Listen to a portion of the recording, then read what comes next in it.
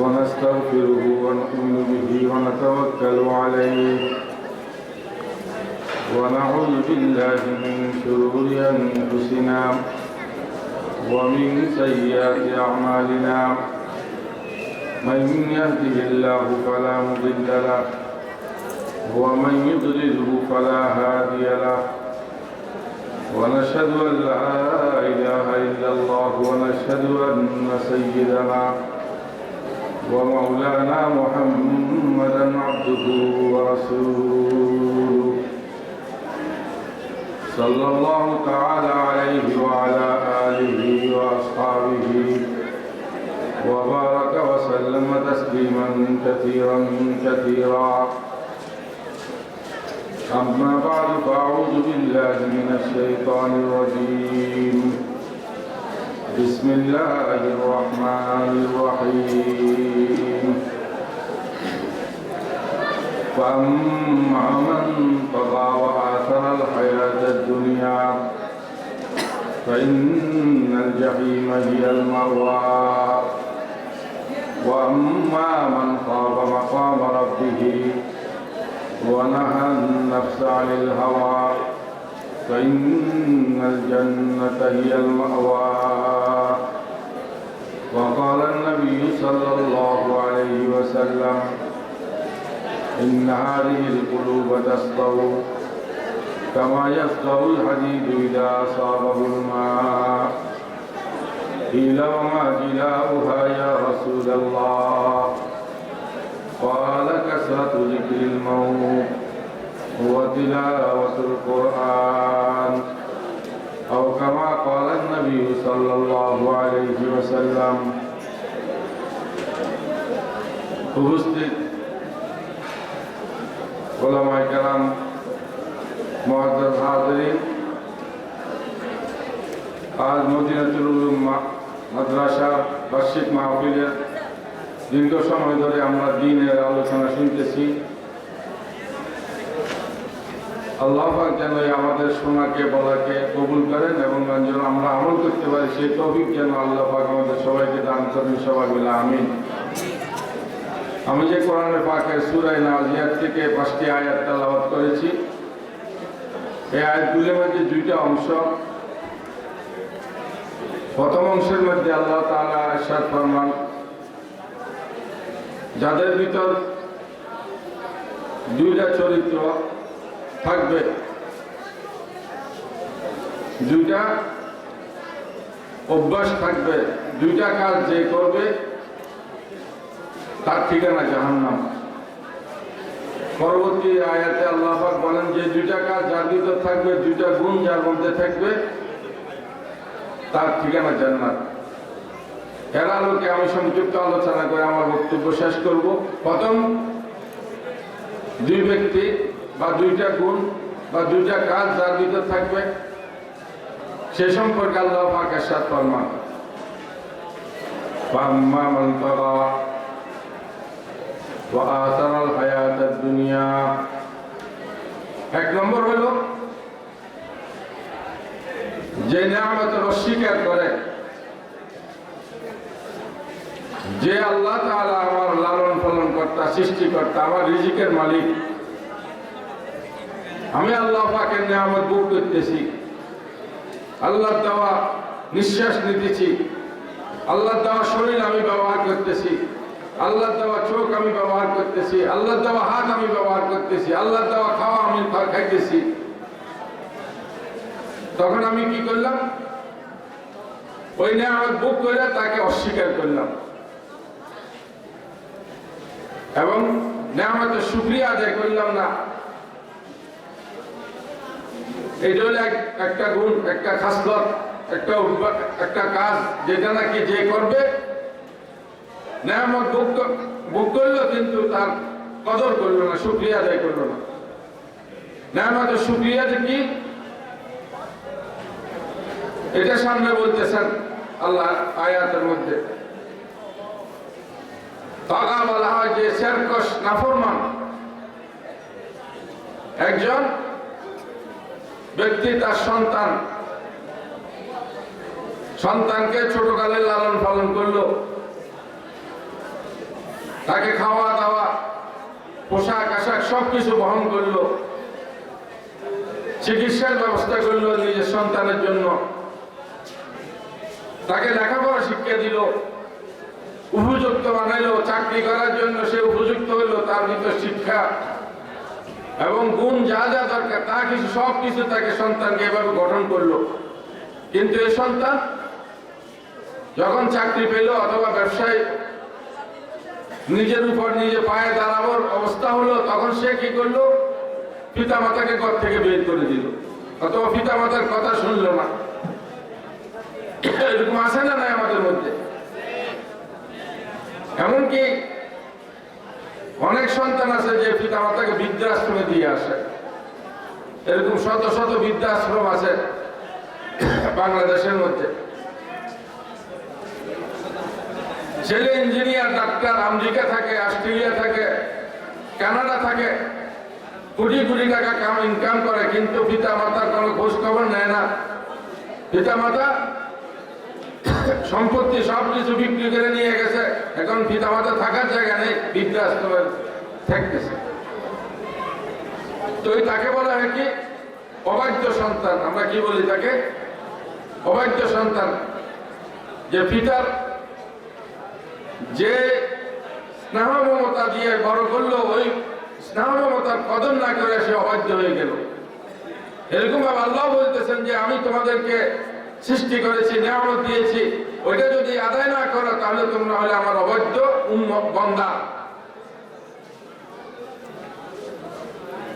তারা কি? অবাধ্য বান্দা, অস্বীকারী বান্দা। আল্লাহ পাক কত নিয়ামত দিয়েছেন। এক আয়াতের মধ্যে আল্লাহ পাকের সাথে ফরমান সূরা ইয়াসিনের মধ্যে, ওয়া আয়াতুল্লাহুল আরদুল মাইতাতু আহইয়াইনাহা ওয়া আখরাজনা মিনহা হাব্বান ফামিনহু ইয়াকুলুন ওয়া জাআলনা ফীহা জান্নাতিন মিন নাখিলিন ওয়া আনাব ওয়া ফাজ্জারনা ফীহা মিনাল উয়ুন লিয়াকুলু মিন সামারিহি ওয়া মা আমিলাতু আইদিহিম আফালা ইয়াশকুরুন। আল্লাহ পাকের সাথে ফরমান, আল্লাহ পাকের কুদরত গুলি, আল্লাহ পাকের নিয়ামত তোমরা দেখো না? আমার বান্দা বান্দীরা আমার নিয়ামত গুলি তোমরা দেখো না? আরদুল মাইতাতু আহইয়াইনাহা, যে জমিন তোমরা দেখতেছো এই জমিন মৃত জমিন, এই জমিনকে আমি জিন্দা করি। এই জমিন জিন্দা করে কে? কত মরুভূমি রয়েছে, সাহারা মরুভূমি, আফ্রিকার মরুভূমি, আরবের মধ্যে মরুভূমি। ওই মরুভূমির মধ্যে একটা চারা উদিত হয় না, কোন একটা গাছ থাকলে গাছ কোনোদিন উদিত হবে না, কেননা ওই মৃত জমিন। এই এখানের মধ্যে বৃষ্টির মাধ্যমে আল্লাহ পাক জমিনকে কত উর্বর করেছেন, যে লোহা যদি জমিনের মধ্যে রাখা হয় লোহাকে খেয়ে ফেলে। কিন্তু সামান্য ছোট্ট একটা ধান, ওই ধানটাকে যখন রোপণ করা হয়, ধান থেকে 10টা 20টা এরকম ভাবে সারা হয়, এরকম ভাবে 10টা সারা হয়, ধানের সারা হয়। এগুলোর থেকে আল্লাহ পাক রিজিকের ব্যবস্থা করেন। কে করেন রিজিকের ব্যবস্থা?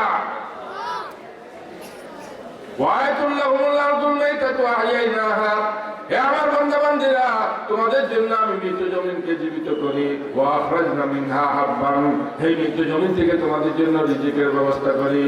ফামিনহু ইয়াকুলুন, আমার বান্দারা ওই জমিন থেকে রিজিক আহরণ করে তারা রিজিক খায়।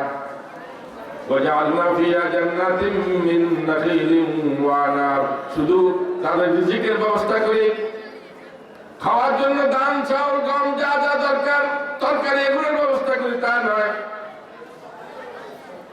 বাগানের ব্যবস্থা করি, ফলের ব্যবস্থা করি, আমের ফল, জামের ফল, এরকম ভাবে তার মধ্যে তার আঙ্গুরের ফল, নাখিল হলো এরকম ভাবে খেজুরের বাগান, এগুলোর সমস্ত বাগানের ব্যবস্থা, এই ফলের ব্যবস্থা কে করে? দুনিয়ার মধ্যে কোন শক্তি নেই এই ফলের ব্যবস্থা করবে, ফল উন্নীত করবে। আল্লাহ তাআলা বলেন তোমাদের রিজিকের ব্যবস্থা করি, ফলের ব্যবস্থা করি। শুধু তাই নয়, وجعلنا فيها جنات من نخيل وعنب وفجرنا فيها من العيون, শুধু খাদ্য ফল ফলাদির ব্যবস্থা করি তা নয়, তোমাদের পানির দরকার, পানির মাটির থেকে আমি পানির ব্যবস্থাও তোমাদের জন্য করি। করে কিনা? 120-70 ফিট মাটির নিচে যখন পাইপ গালাইবেন তখন কত শীতল পানি, সুস্বাদু পানি বের করে। কে করে এটা? আল্লাহ ব্যবস্থা করে। ওয়াজফাজ্জারনা ফিহা মিনাল উয়ুন, আল্লাহ পাক বলেন তোমাদের জন্য নহর জারি করে দিই মাটির থেকে। وجعلنا فيها جنات من نخيل وعنب وفجرنا فيها من العيون ليأكلوا من ثمره وما عملت أيديهم أفلا يشكرون। কেন আমার বান্দারা যেন এই ফল খেতে পারে, এই রিজিক হরণ করতে পারে, ডাল চাউল গম এরকম তরু তরকারি যা দরকার সব কিছুর ব্যবস্থা আমি মাটির থেকে করে দিই। কেন আমার বান্দারা যেন খেয়ে জীবন ধারণ করতে পারে। এমনকি তারা আমার রিজিক থেকে আমি যা কিছু তাদেরকে দিয়েছি তার থেকে নিজেরাও তৈরি করে খাদ্যের ব্যবস্থা করে। ফিটার সময় ফিটা, আসার যা কিছু সেমাই যত কিছু বানায় আল্লাহ পাকের রিজিক থেকে তারা ব্যবস্থা করে নিজের হাত দিয়ে। শরবতের ব্যবস্থা করা, যা কিছু করা ফল থেকে শরবতের ব্যবস্থা করে, সবকিছু আল্লাহ পাকের রিজিক থেকে করে। আফালা ইয়াশকুরুন, আল্লাহ পাক বলেন আমার বান্দারা এত কিছু পাওয়ার পরও সে নিয়ামতের শুকরিয়া আদায় করে না। তারা কি শুকরিয়া আদায় করতে পারে না? তারা শুকরিয়া আদায় করে না। আল্লাহ পাকের নিয়ামত ভোগ করা ছাড়া এক সেকেন্ডও টিকতে পারবে না। আল্লাহ পাকের যদি শুকরিয়া আদায় করতে না হয়, আল্লাহর ইবাদত যদি করতে না হয়, তাহলে আল্লাহর দুনিয়া থেকে চলে যাও। তোমার ইচ্ছা মতো তোমার জায়গায় তুমি যাও। তোমার কোনো জায়গা নাই দুনিয়ার মধ্যে আল্লাহর জায়গা ব্যতীত, আল্লাহর খাদ্য ব্যতীত, আল্লাহর নিয়ামত ব্যতীত তোমার কোনো কিছুই নাই। তাহলে আল্লাহ পাক বলেন তুমি আমার নিয়ামত ভোগ করতে চাও। আম্মা মান তাগা, আমার নিয়ামত গুলা ভোগ করে তুমি আমার নাফরমানি করতেছ। আল্লাহ পাক বলেন যে ব্যক্তি আমার নিয়ামতের নাফরমানি করবে, আমার বান্দা হইয়া আমার নিয়ামত ভোগ করে তারা নাফরমানি করবে। ও আসারাল হায়াতাদ দুনিয়া, দ্বিতীয় কাজ হলো সে দুনিয়ার হায়াতকে বড় মনে করে। সে মনে করে মৃত্যু হবে না, তার চাল চলন চলাফেরা উঠে বসে বোঝা যায় সে মৃত্যু হবে না, মৃত্যুবরণ করবে না, দুনিয়াতে সে চিরজীবন থেকে যাবে। অথচ তার বাপকে কবরে দিয়ে আসলো, দাদাকে কবরে দিয়ে আসলো, প্রতিবেশীকে কবরে দিয়ে আসলো, সে তার চাল চলনে মনে হয় সে কবরে যাবে না। ও আসারাল হায়াতাদ দুনিয়া, দুনিয়ার হায়াতটাকে সে বড় মনে করে। আল্লাহ পাক বলেন ফাইনাল জাহিমা হিয়াল মাওয়া, নিশ্চয় তোমরা জেনে রাখো তাদের ঠিকানা হলো জাহান্নাম, জাহান্নাম। তাহলে আল্লাহ নিয়ামত ভোগ করে আল্লাহ পাক বলেন যে আফাহাসিবতুম আন্নামা খালাকনাকুম আবাসা, হে আমার বান্দা-বান্দীরা তোমরা মনে করো কি তোমাদেরকে আমি অযথাই দুনিয়াতে সৃষ্টি করেছি। ওয়া আন্নাকুম ইলাইনা লা তুরজাউন, তোমরা কি আমার কাছে পুনরায় ফিরে আসতে হবে না? আল্লাহ পাক বলেন নিশ্চয় তোমরা আমার কাছে ফিরে আসতে হবে। আল্লাহ পাক বলেন যারা নাকি আল্লাহ আমার নিয়ামত ভোগ করলো দুনিয়াতে, অথচ সে দুনিয়া থেকে বড় মনে করলো আখিরাতের মধ্যে আল্লাহর দরবারে ফিরে আসতে হবে, সেই ভয় তার অন্তরের মধ্যে নাই। আল্লাহ বলেন নিশ্চয় তার ঠিকানা হলো জাহান্নাম। অন্য আয়াতের মধ্যে আল্লাহ, পরবর্তী আয়াতের মধ্যে আল্লাহ তাআলা ইরশাদ ফরমান ওয়া আম্মা মান খাফা মাকাম রাব্বিহি ওয়া নাহান নাফসা আনিল হাওয়া ফাইনাল জান্নাতা হিয়াল মাওয়া। আর দ্বিতীয় ব্যক্তি যে নাকি আল্লাহ পাকের দরবারে উপস্থিত হতে হবে, এই ভয় তার অন্তরের মধ্যে আছে। অন্তরের মধ্যে যদি ভয় থাকে সে নাফরমানি করতে পারে না, কেননা আল্লাহ পাক তার সবকিছু দেখে। ওহুয়া মাআকুম আইনামা কুনতুম ওয়া নাহনু আকরাবু ইলাইহি মিন হাবলিল ওয়ারিদ। আল্লাহ পাক বলেন ইয়ালামু খায়িনাতাল আয়ুন ওয়া মা তুখফি সুদূর। আল্লাহ পাক সবকিছু দেখেন, আমি রাতের অন্ধকারে কি করি, মানুষের সামনে কি করি, সবকিছু আল্লাহ পাক জরজরা পরিমাণ হিসাব নিকাশ আল্লাহ পাকের কাছে আছে। আল্লাহ পাক বলেন যারা নাকি একথা বিশ্বাস করে যে আল্লাহর দরবারে পুনরায় সে ফিরে আসতে হবে, আল্লাহর ভয় তার অন্তরের মধ্যে আছে। আল্লাহর ভয় কি? এক বুজুর্গ, তার অনেক মুরিদ আছে, একসাথে তারা 1 বছর 2 বছর 4 বছর থাকে মুরিদের পীরের কাছে। থাকার পরে পীর সাহেব ওনাদেরকে খেলাফত দেন, সবক দেন, দিয়ে বলেন যে যাও তুমি খেদমত করো। হঠাৎ করে একটা ছেলে আসলো, 10-15 দিন হলো, তাকে খেলাফত দিয়ে দিছে, কিন্তু অন্য যারা নাকি ওনার দরবারে আছেন তাদেরকে 4 বছর 5 বছরও খেলাফত দিতেছে না, কিন্তু 15 দিন পরে তাকে খেলাফত দিয়ে দিছে।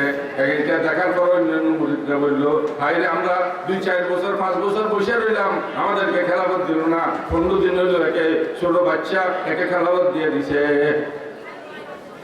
বুজুর্গ এটা বুঝতে পারলেন,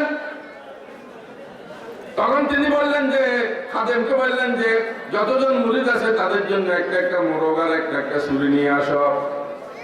প্রত্যেকের হাতে একটা একটা মোরগ আর একটা একটা ছুরি দিয়ে দিলেন।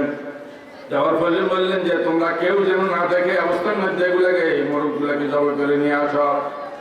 সবাই তাড়াতাড়ি যে চারে ফারে তাড়াতাড়ি ঝুপে চাপে গিয়ে জবাই করে নিয়ে আসলো।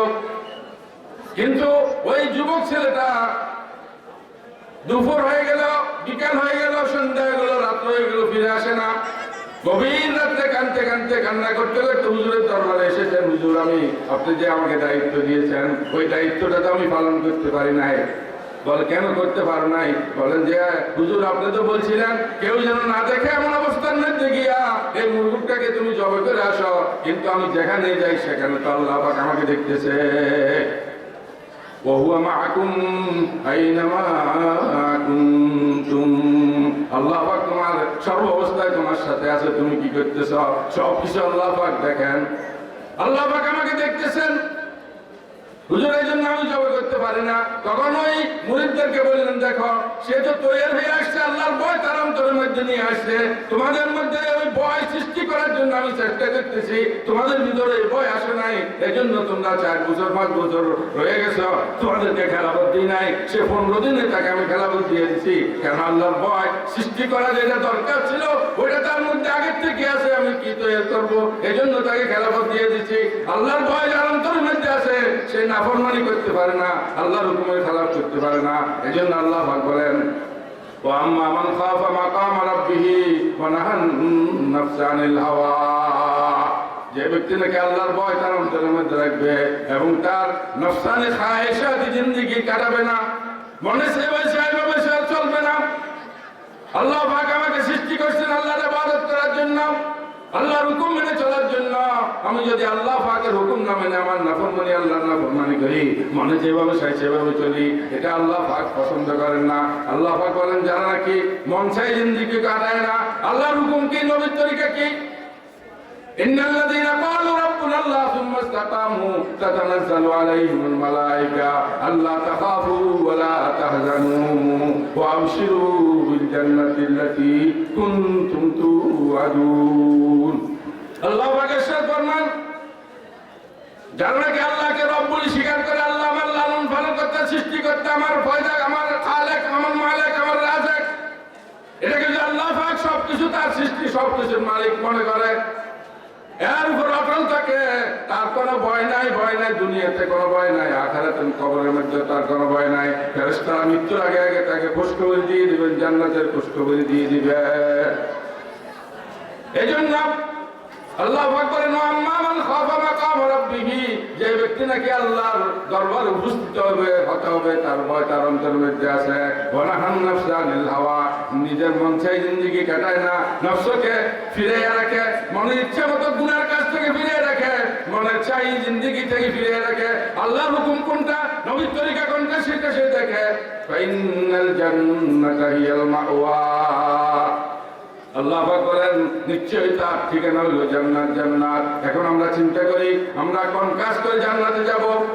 আমার মৃত্যুর পরে জিন্দেগি আমার আসতেছে, ওয়াজিয়া ইয়াউমাইযিন বিজাহান্নাম ইয়াউমাইযিন ইয়াতাযাক্কারুল ইনসানু ওয়া আন্না লাহু যিকরা, যখন সে মৃত্যুর পরে জাহান্নাম দেখবে তখন সে বলবে হায় আফসোস, দুনিয়ায় যদি ভালো আমল করতে পারতাম, ওই আফসোসের দ্বারা তো আর কোনো কাজে আসবে না।